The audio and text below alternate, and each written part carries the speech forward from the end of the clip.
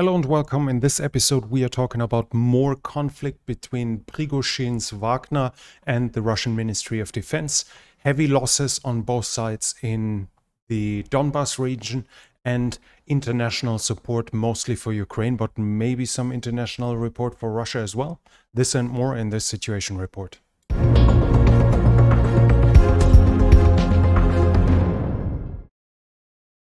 In a helicopter crash in Brovary, that's really close to Kiev, basically a suburb, the Ukrainian Secretary of the Interior, Denis Monastyrsky, his first deputy, Yevgen Yenin, and the State Secretary, Yuri Lubkovich, have been killed. This is basically the whole leadership of Ukraine's interior ministry. The helicopter crashed. As of now, we don't know what was the reason. It likely flew very low to avoid Russian long-range air defense, but as far as I've seen, there is no claim yet that the Russians have actually shot down the helicopter. Unfortunately, not only the 9 persons on board were dying, 3 crew, the 3 mentioned staff personnel from the Interior Ministry, as well as 3 bodyguards, but also on the ground where the helicopter hit, another 5 persons died, among them 1 child and 4 adults. At least 30 persons, among that 12 children, were injured. According to the British Ministry of Defense, Wagner now has roughly 50,000 men in Ukraine under arms. That is more or less in accordance to what I've reported in the past of roughly 40,000 convicts, as well as 10 to 20,000 experienced fighters. The US also are talking about this number. Interesting, though, is that the number completely ignores the heavy losses that Wagner has suffered. The one number I actually found was 5,000 dead and 10,000 wounded in the fighting on Donbas recently, which would then indicate that either they did not account for it or that Wagner was actually able to fill up its losses in the past, despite the fact, again, that in the past assessments were also from Ukraine as well as from the West, that the fresh recruitment for Wagner is drying out, that more and more convicts are refusing to join Wagner, as well as that Wagner should be close to being a spent force. So they have won a Pyrrhic victory at Solidar, and they are more or less expended. All of this would contradict the assessments by the US. I think it was not the secretary, it was the spokesperson for the intelligence community, if I remember correctly, and especially the Ministry of Defense of the British. In this regard, Wagner would still be a potent fighting force, so we can just take it, what they told us, and compare it with the numbers we find in the past. We've heard a couple of times that Russia is done, that Russian forces are no longer capable of doing something, and they still did something afterwards. So maybe Wagner is far from being a spent force as of now. As said, all we can do now is look for more information and surveil what they're actually doing on the ground. On the ground is something happening around Moscow. Both S-400 air defense systems have appeared, as well as Pantsir short-range air defense systems, some of them actually on the rooftops of buildings within Moscow. Now, this could indicate that Russia is expecting air attacks on Moscow, which would theoretically be possible with Ukrainian drones if they still have Tupolev 141 left over, or with their self-developed drone they recently announced that supposedly has a range of up to 1,000 kilometers, which would well be within range of Moscow. But you can also guess that this might be in connection to all the references by Lavrov, the foreign minister, as well as Putin, as well as other leadership personnel, that sets a direct comparison between the current war and the Great Patriotic War, so Russia's, Soviet Union's fight against the Third Reich in the World War II. In this regard, if you make the comparison, it's probably much more easy to tell the general public that you're actually in a fight for your survival, that you're actually being threatened, if they see air defense systems popping up in the capital and thus are being frightened, getting the impression that an air attack on the capital might actually be a real possibility because of the war in Ukraine, and thus that could create more support for Russia. When it comes to the support inside or the effect of this propaganda, we can actually see what we hear here. It's from Medusa. It's independent. I think it's being considered an opposition publication. I think it's from the Baltics. It's situated in one of the Baltic states, and it's reporting that in Izhevsk, in the Udmurt Republic, the population is protesting against the modification of a shopping center into a factory for drones, and they are actually saying this is because of they expect, this is public knowledge, so it could mean that the town, the city could be attacked and they are in danger. Now we're talking about a city here, and this is Ukraine, which would indicate that local residents here in deep into Russia, hundreds of kilometers, even further than Moscow, are afraid of being attacked by Ukraine because of the change in purpose of a building, which would give us an indication about the feelings inside of the population, and also obviously about the state of fear that is being instilled into them. And there are also further reports about talks by Ukraine and by Belarus and Russia. There were several meetings in the last week, phone calls between different, from Lavrov to the defense minister. Lukashenko has said something. So the cooperation between both sides are still intensive talks about this. Right now, it seems unlikely, though, that this is the precursor, the indicator of a coming invasion, a second invasion from Belarus into Ukraine from the north. But obviously, with all the talks about cooperation, we should keep an eye on the big exercises that are to happen later this year, especially Zapat 2023, which could then be the excuse to send troops to Belarus that are strong enough to attack into Ukraine later that year. But as of now, there is no indication that a Belarusian attack or an attack from Belarus into Ukraine is somewhat imminent. When it comes to the Eastern Front, we have reports about fighting around Crimea. There were Russian attacks reported from Crimea and around it up to Chervonopopivka. Fighting is basically happening more or less along the whole front line north of the Seversky Donetsk. We have one somewhat proven change, and that is the Ukrainians have captured Novoselivsk. That was the report, but now since then there were reports of Russian counterattacks into the town. So we should at the moment expect that the Ukrainians still hold it, or at least hold it in part, but that it could be considered contested. And while that is, I guess, good news for the Ukrainians to have captured a town, it should not be of a massive strategic importance in any case. We shouldn't overblow this. Ukraine, according to Russian sources, is also fighting for Kuzymivka, which would be another indication that they hold Novoselivsk and are able to attack further east from here. Generally, Ukraine is still attacking in the direction of Crimea. This is considered, there are further reports, they seem to be inching slowly towards the town.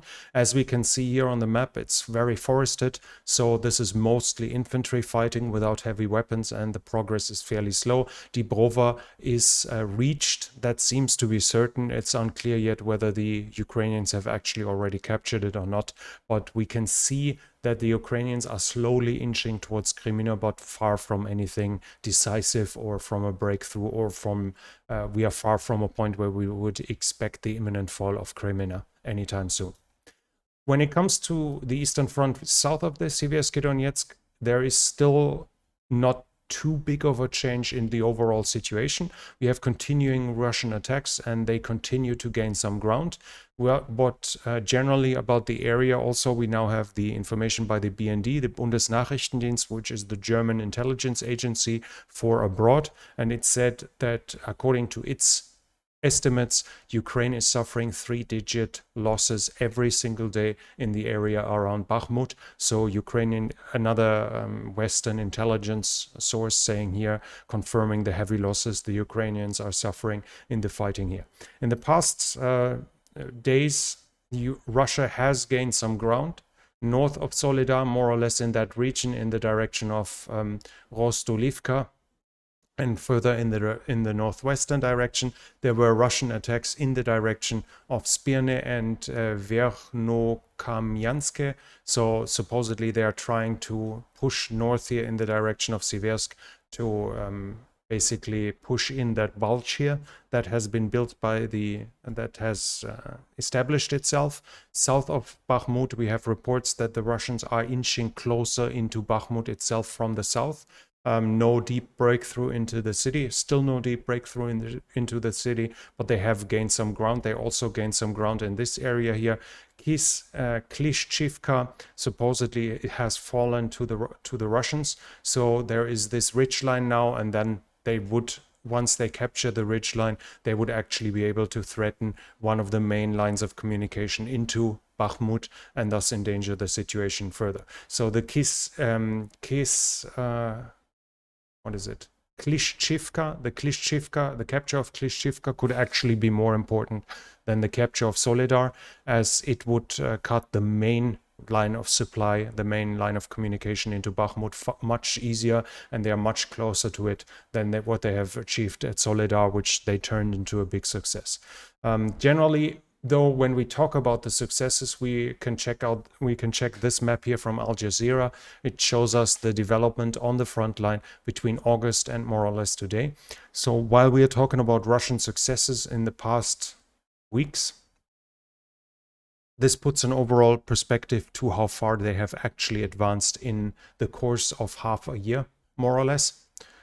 So what we see here is more or less an advance when we go roughly in this direction. So by 20 kilometers, maybe at some points 30, 35 kilometers, but that's more or less it. So while they're inching closer to Bakhmut, it should not be immediately overstated that this is some kind of precursor to some kind of prediction to how the war will continue from there on, especially as we have further informations later in the situation report that paints a kind of different picture when it comes to the overall initiative and who's having it. Along the southern front, we have further Russian attacks, but before we switch there, I see I've missed something. I'm putting it on twice the speed here just to make it faster. We have a video here of Marinka, just so a drone video, so you can see in which shape the town is actually in. This is the town Marinka, which has been fought over more or less for 8 years, because it was right along the front line after the front has stabilized in 2014-15. This was more or less contested the whole time, and now for months the Russians are slowly creeping forward to it. And this is what you can see here in this total field of devastation. Latest in the last 2 or 3 days, there have been reports by Russian sources that now supposedly they have cleared all the high-rise buildings and the Ukrainians are pushed to the outermost part of the town. I have no confirmation whatsoever of this, neither from Western side, from Ukrainian side, nor from pictures on the ground. So it could be one of their claims of successes they have given us in the past, where they have actually not achieved much, or it could be close to the truth. Marinka could be close to falling. Also, Vodiane, supposedly they mostly captured it. Now they have entered it and they pushed forward. I have no proof that they actually advanced in the past week or so. So it could be possible, but I cannot fully confirm it at this point. There has been now some activity on the southern front in the Zaporizhzhia Oblast. There have been several Russian attacks, mostly in the direction of Huliaipole here and Orikhiv. The Russians might have captured Lobkove, which is here. I have no confirmation from Ukraine or from independent sources in this regard. They claim they have captured it, and we see that Russian Telegram is even going further. They say Lobkovi, small Shcherbaki, Novo Andreevka, and others are captured. And just to show it here, we're talking about these here. and Novoandrivka. So supposedly, according to Russian Telegram channels, they've advanced along that whole line here, directly to Orchiv. They would be really close if they have captured it by now. I don't have any proof of this being an actual advance, of this actually happening. So I can just tell you that there are some rumors in this regard, but I don't see any proof of this. Generally, the advances were severely limited. There are some claims that this might just more or less be recon attacks. There are other reports about defensive positions still being built, so that might be some tactical advances to gain positions that are easier to defend. Any indication of a imminent massive attack along the north, along the Dnipro, is not visible as of now. I have not seen any analysis either that claims this. This seems to be not a major attack or a major offensive in the making here in Zaporizhzhia. Along the Dnipro, we have further reports of shelling, further reports of fortifications being built, and Kherson is now being shelled almost daily by incendiary ammunition. I've mentioned it a couple of times that this is probably a war crime, as using incendiary ammunition in heavily populated areas is illegal by international law. Generally, and this could be an indication of the war going on right now, there are reports that US government personnel has asked the Ukraine to not do their offensive that is expected, to wait with their counteroffensive until the newest weapon deliveries have arrived. If this is true, that would show that Ukraine right now is holding back, building reserves, building offensive positions, and that losing a town or two around Bakhmut is not an indicator of the overall initiative having shifted back to the Russians. I guess we will only see what is true and how strong the Ukrainian forces in actuality are if they start their big offensive, and then we will simply see, will it achieve something or will it be stopped fairly soon? But when it comes to the situation here, Ukraine has not done any serious counterattacks south of the Sovietsky Donetsk for months, so that the Russians with relentless attacks push slowly forward should not surprise us too much. And as I said, the overall judgment on the situation can only be done after a Ukrainian offensive, counteroffensive is happening, to see how far they have actually advanced, or maybe if it never comes. Obviously, shouldn't it come, that would be the least likely scenario, but shouldn't it come, that would be another indication of the Ukrainian weakness. But as of now, we should expect a Ukrainian counteroffensive somewhere in between March and May. That seems a likely point of when it might happen. And then we will have to see in the weeks after its beginning. We shouldn't expect a fast breakthrough there either.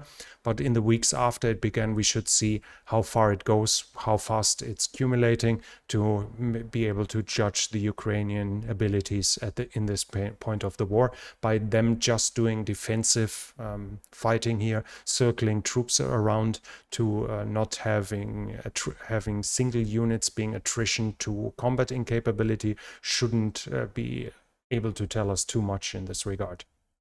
When it comes to partisans, we have a report about another IED attack in Melitopol, but the bigger news was that Ukraine is now claiming that they arrested 7 Russian agents, not really partisans, but it kind of fits in that category. In Dnipro, those Russian agents, as they say, were supposedly helping the Russians target buildings in the city, probably by handing them over informations. We shouldn't forget that roughly 10% of the Ukrainians in the last election voted for pro-Russian parties, so that a few percentage, not all of them will necessarily support a Russian invasion, but that a few of them will, maybe 3% or something of the overall population, is actually supporting a Russian invasion, shouldn't surprise us too much. So hearing about occasional cases of turncoats of people supporting the Russian invasion shouldn't surprise us too much in this regard. When it comes to the mobilization itself, again, we have some new informations. The Russian Ministry of Defense is seemingly trying to introduce stronger rules and enforce them. So the usage of private cars and electronic devices in Ukraine is going to be reduced, and at the same time there are harsher rules, and they try to enforce harsher rules when it comes to beard and hair. like shaving, etc., and cutting the hair.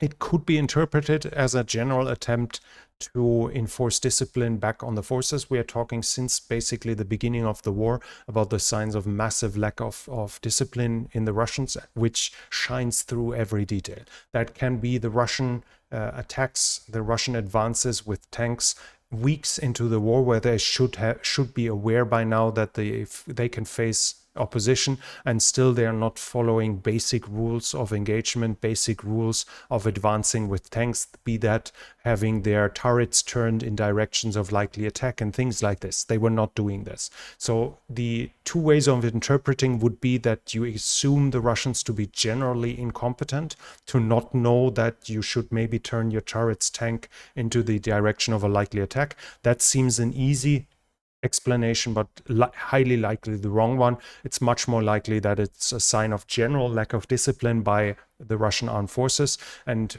discipline starts with the small pieces.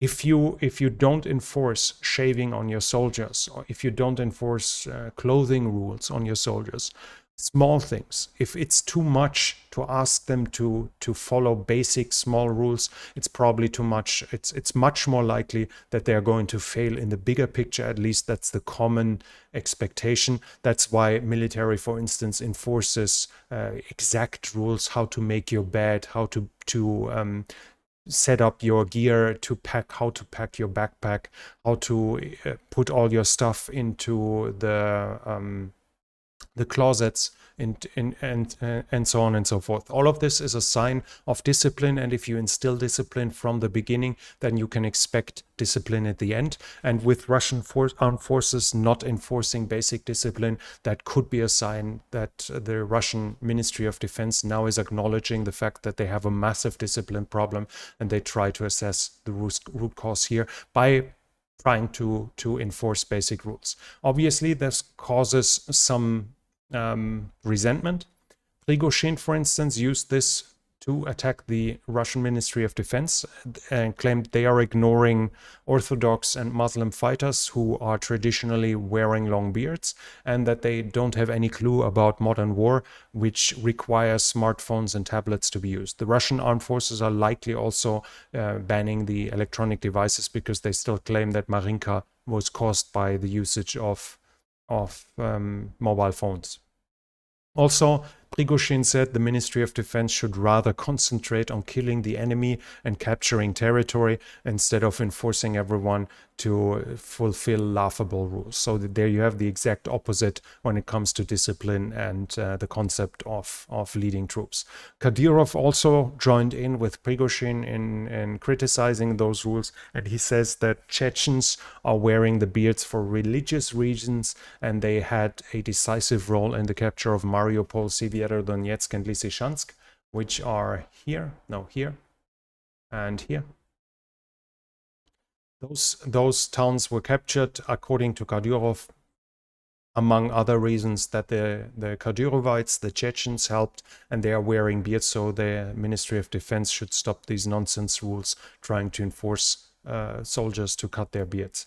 Generally, the discipline is lacking. We have an example here from the Russian language BBC, and it is showing here that about 700 cases are being filed since February 24th about basically desertion. So 900, I think I said 700. So 900 cases have been opened by the Russian military criminal institutions. Is that the right word? You know what I mean, by basically the prosecutors of the Russian military. 900 cases, all of this a sign of the lack of discipline, because almost 1,000 out of 300,000 soldiers is an impressive number when you more or less summarize that they probably don't have every single one in these cases either. Generally, also a sign of lack of discipline here, obviously, but it's not all. We have Medusa again, which quotes here Dost, which is a opposition outlet. According to that, Wagner, for instance, has told a woman that her husband had died. They gave her a certificate for his bravery. They gave her his coffin. She buried him to only find out later that he's a prisoner of war in Ukraine. So who was buried there. This is a sign of the Wagner organization being lacking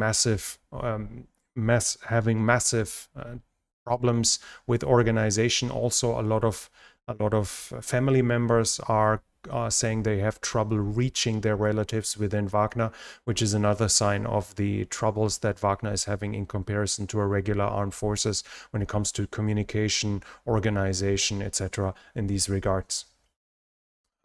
Also, we continue hearing rumors about the coming mobilization wave. An example was that a blogger wrote about a case where a volunteer wanted to register and they told him, go home, wait for the next mobilization wave, or if you're really urgent, then go to Grozny and volunteer there with the Chechens.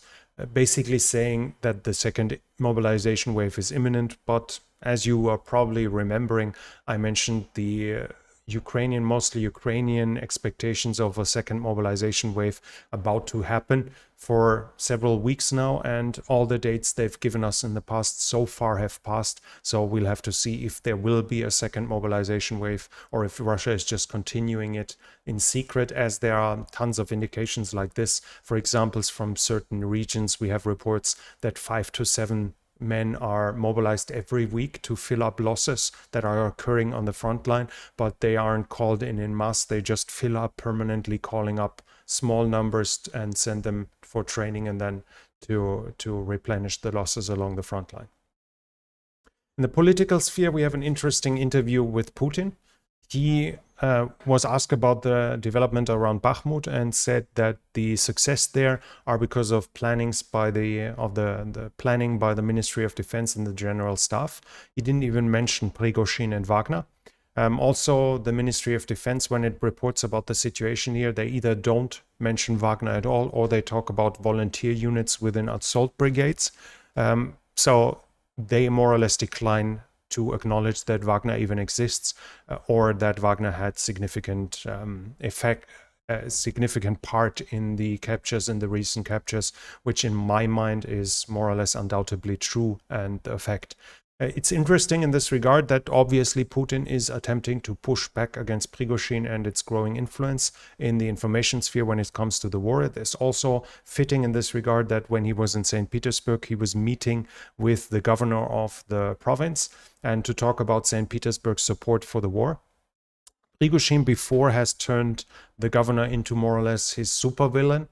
He even asked the prosecutors to open a case for treason for this governor because of his lack of support for the war in Ukraine. And Putin himself publicly basically acknowledges and honors him by meeting with him. All of this is showing that Putin, the government, obviously wants to show a sign to Prigozhin where his limitations are and want to cut him down in size a little in a certain degree. And it fits also that a state deputy of the Duma from Moscow had wrote a letter to Gerasimov asking about some fighters in Wagner, and Gerasimov responded in a letter that Wagner is no part of the armed forces and the Russian Ministry of Defense is not responsible for its fighters. So again, Gerasimov distancing himself from Wagner once more in this regard. Prigozhin in general is also not showing any interest in cowing down, in accepting superiority about him when it comes to the regard of the armed forces. He's still continuing to work on the image that is turning him and especially Wagner into an alternative to the regular structures of the Russian state and especially to the Russian armed forces. Prigozhin, for instance, attacked the administration of the president of the Russian Federation in the current dispute whether or not YouTube should be banned in Russia. Prigozhin is saying there are members in the presidential administration who want to keep YouTube running because they want Russia to fail in the war, to lose the war. And if Russia afterwards is asking for forgiveness, then they believe that they can return to the old ways in this regard. How YouTube exactly would be the decisive factor here is a different question, but then again, that would be Prigozhin attacking directly the Kremlin, the presidential administration. He's not attacking Putin yet, at least, but he's getting more and more vocal and more aggressive. And the joke then would be he should probably better stay on the ground floor from now on to make sure he doesn't fall out of a window anytime soon. Generally, the situation in Russia is not changing, though, when it comes in regards to the war.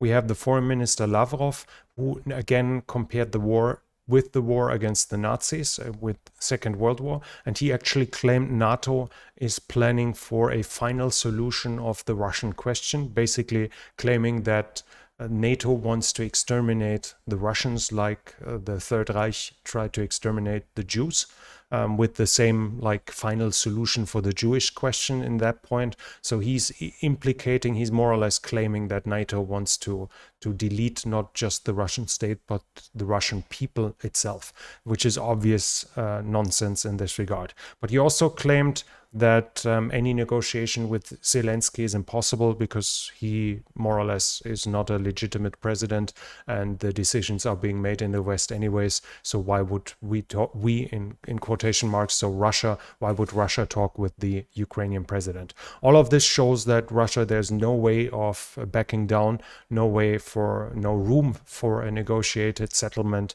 in this regard anyways, and Russia is still aiming to increase its armed forces and to increase its war production. Russia is aiming for a long war and is aiming to win it. There are some things standing in the way, though. One of it is this, for instance, the Ramstein group has met yesterday in Germany and the US Air Force Base Ramstein, where nations that support that support Ukraine in its fight against Russia have met, and these are examples of what was promised to Ukraine in this regard. Initially, it was 50 Bradleys. By now, the US have promised another 59, so in total it's 109 among it, but we don't see it here yet, are 90 Striker APCs. Striker is a wheeled APC or IFV, depending on its setup. It can have up to 105 millimeter rifled cannon, so it can be used as fire support or even a tank hunter in a certain way. It has command variants, it has ambulance variants, so it's a fairly capable, mobile and fast vehicle. 90 of those are being promised, 102 Bradleys, Avenger air defense systems, 53 MRAPs. Here we see 55. That's not ideally used for attack, but I've seen videos of the Ukrainians basically even using them as infantry fighting vehicles. I read here 138 Humvees. The latest number is 350 Humvees that I've found. But also interesting when we see more artillery here and more ammo and everything. When it comes to other nations, the Britons not only have promised 14 Challenger 2s by now, but also 24 AS-90. Interesting is what Sweden has promised by now, and that is 50 CV-90, and it's likely CV-90-40. So with a 40 millimeter autocannon, that is actually really potent. It's obviously not a cannon the size of a MBT, of a main battle tank, but the cannon can have a various amount of different shells, from high explosive to air burst ammunition, to ammunition with proximity fuses, to discarding sabot rounds that have a high penetration, so even over a kilometer, a tank could reasonably be killed from the side with this cannon. A highly potent, mobile, fairly well protected vehicle, one of the best of its kind in the world, that's being promised here by the Swedes. But probably the best are the 12 Archers that being announced here, and I put it in twice the speed to make it a little faster while we talk about the others, so you can see how insane the capability of this this artillery system is. You see the timer going here, and you see the gun is extending. So it's fully remote, the artillery piece in the back. The crew is sitting in a protected cabin, and you now see that it's shooting. After 23 seconds, the first shot is ringing out after after the artillery stops. After just 40 seconds, the the artillery piece is already firing its third shot. You see the artillery shells are still in the air, all three of them, and the Archer is getting ready to leave. And you see basically the moment the first shell hits, it is already on its way again, which makes counter battery fire not quite impossible, but close to impossible. A highly potent, highly mobile system, good firepower, long range firepower, standard 105 millimeter system. So a really potent system that it's coming to the Ukrainian aid. I've read again new reports that Cyprus is offering its 82 T80U MBTs. I have not fully confirmed that. Most of the websites I find it on are not to be considered from my point of view as top tier, fully trustworthy. But the rumors are at least persisting that Cyprus wants to offer those T80Us. The problem is, though, that they want them to be replaced with Leopard 2s that Greece is supposed to give them. And Greece will only give them Leopard 2. Not only do they need German permission for that, but they will also want Germany to backfill those Leopard 2s. Every tank that they give to Cyprus, they want to have refilled to keep their own stocks at their intended sizes. And in this in-between, apparently this is more or less not going to happen for months now, and there are troubles to organizing that or to agreeing to these terms for several months now. When it comes to Leopard 2, obviously the discussions are, is Germany finally allowing the delivery of Leopard 2s, or is it delivering itself? There was the Ramstein meeting, and the German defense minister declared that Germany and other partners have still doubts about whether it's right to deliver tanks of now. And right now, Germany has decided not to deliver. The German chancellor before said Germany will deliver if the US is also delivering M1 Abrams.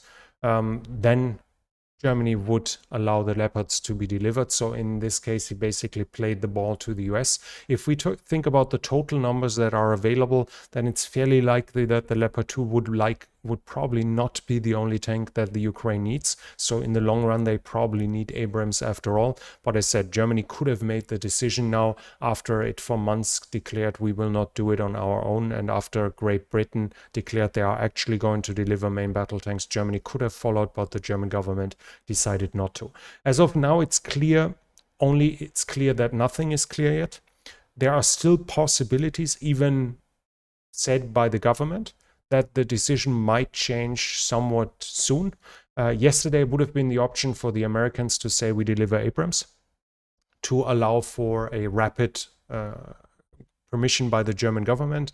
But supposedly the talks with its partners are continuing. So in theory, there might be a revision of that decision within the next days, but we should probably not hope too much for it. Interesting, though, is that the new Minister of Defense in Germany, which was at that point like in his office for the second day, has now asked basically the official institutions to actually make a list of every Leopard 2 available in the country, because it's not just the army. There might be some depots that have the defense industry. So he wants a complete list of it.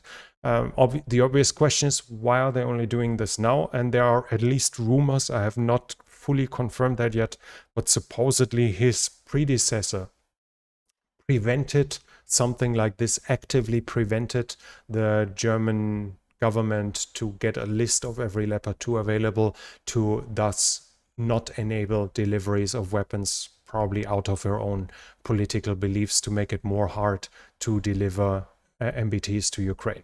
At least that's the claims that I find so far. I cannot fully confirm that this is actually true, that the former defense minister sabotaged the possibility to potential weapon deliveries for Ukraine. When it comes to international support, it's not just Ukraine that might get some, it's also Russia, but there at least it's not voluntary, or not completely. The Serbian president has attacked Russian media because they posted advertisements for Wagner in Serbia. Among the media were obviously, or at least what I found, was the local RT station, so Russia Today. which is government run. So in this case, the Russian government supposedly, or at least one of its entities, supported Wagner's mobilization drive. The Serbian president emphasized that it's illegal to fight in another war for Serbs. So the Russian media should stop advertising basically for criminal acts. Before that, RIA Novosti, the Russian news organization, had published a video where roughly 24 Serbs were training in Zaporizhia, according to them, getting ready to fight on the Russian side.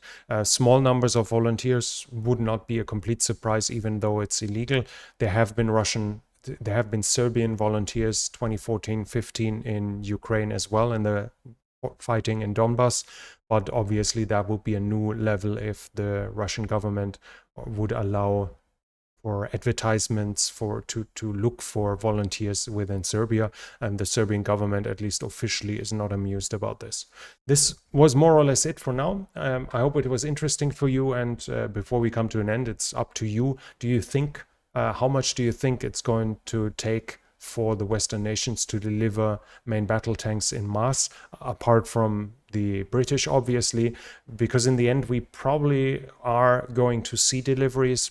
So it seems to be more a question of time. Let me know what you think. Let me know what you think, how long it's going to take, or do you actually think Leopards and Abrams will never be hunting for prey on Ukrainian soil anytime in this war? This is up to you. This channel is only possible because of the support from viewers like you. If you'd like to support the channel, you can do so by the means you find in the description. Thank you very much to everyone already supporting the channel. If you like the video, you can hit the thumbs up. You can leave comments that help with the algorithm. If you haven't subscribed yet, I would like to invite you to subscribe to the channel. Hit the bell icon so you don't miss future videos. And if you want to help the channel grow, you can recommend the channel and the video to friends and acquaintances. That's it from me for now. Thank you for watching, and I'll be back.